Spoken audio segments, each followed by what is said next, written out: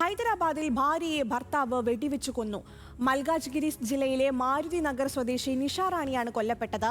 നിഷയ്ക്ക് മറ്റൊരാളുമായി ബന്ധമുണ്ടെന്ന് ഭർത്താവ് അരുൺകുമാർ സംശയിച്ചിരുന്നു. ഇതാണ് കൊലപാതകത്തിലേക്ക് നയിച്ചതെന്നാണ് വിവരം. നിഷയ്ക്കെതിരെ 3 തവണ വെടിയുതിർത്ത പ്രതി കൊലപാതകത്തിന് ശേഷം രക്ഷപ്പെടുകയായിരുന്നു. ഇയാളെ കണ്ടെത്താൻ പോലീസ് അന്വേഷണം ഊർജിതമാക്കി.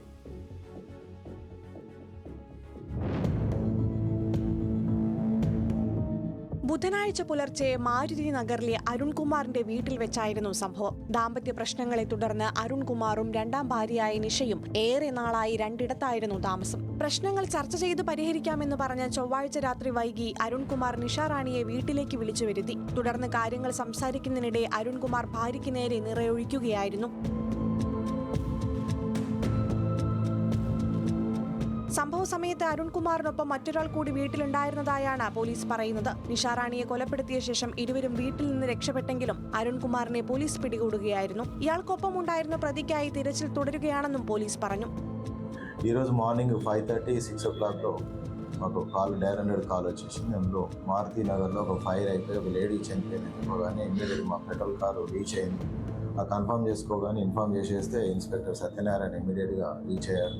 అతను స్పాట్ చూసిన తర్వాత సీనియర్ ఆఫీసర్లకు ఇన్ఫార్మ్ చేయడం జరిగింది. మీన్వైల్ నేను మా డీసీపీ మల్కాగిరి శ్రీధర్ సార్ అందరూ కూడా మారుతి నగర్ సీన్ ఆఫ్ ఫెన్స్కు రావడం జరిగింది. వచ్చిన తర్వాత అబ్జర్వ్ చేస్తే అక్కడ ఫైరింగ్ అయింది. అక్కడ 3 రౌండ్ల ఎంటీ కార్ట్రిడ్జ్ పడిపోయినాయి. పూల్ ఆఫ్ బ్లడ్లో ఉన్నది అమ్మాయి. హెడ్ ఇంజరీ అయి ఉన్నది. അരുൺകുമാറിന്റെ ആദ്യ ഭാര്യയുടെ സഹോദരിയാണ് രണ്ടാം ഭാര്യയായ നിഷ റാണി. ആദ്യ ഭാര്യയിൽ അരുൺകുമാറിന് 2 കുട്ടികളുണ്ട്. ആദ്യ ഭാര്യയുടെ ആരോഗ്യ പ്രശ്നങ്ങൾ കാരണമാണ് അരുൺകുമാർ ഇവരുമായി പിരിഞ്ഞത്. തുടർന്ന് ആദ്യ ഭാര്യയുടെ സഹോദരിയായ നിഷ റാണിയെ വിവാഹം കഴിക്കുകയായിരുന്നു. 5 വർഷം മുൻപായിരുന്നു വിവാഹം. വിവാഹത്തിന് പിന്നാലെ അരുൺകുമാറും നിഷയും തമ്മിൽ പ്രശ്നങ്ങൾ ഉണ്ടായിരുന്നതായാണ് പോലീസ് പറയുന്നത്. നിഷയ്ക്ക് മറ്റൊരു ബന്ധമുണ്ടെന്നായിരുന്നു അരുൺകുമാറിന്റെ സംശയം. ഇതേ ചൊല്ലി വഴക്കും പതിവായിരുന്നു. ഇതോടെ ഇരുവരും രണ്ടിടത്തായിരുന്നു താമസമെന്നും പോലീസ് പറഞ്ഞു. ബീഹാറിലെ മുംഗേറിൽ നിന്ന് സംഘടിപ്പിച്ച പിസ്റ്റൾ ഉപയോഗിച്ചാണ് പ്രതി കൃത്യം നടത്തിയതെന്നാണ് പോലീസ് കണ്ടെത്തൽ. ഈ തോക്കുമായി മാർച്ചിൽ അരുൺകുമാറും 2 കൂട്ടാളികളും ഹൈദരാബാദിലെ ആംബേഡ്പേട്ട് പോലീസിന്റെ പിടിയിലായിരുന്നു.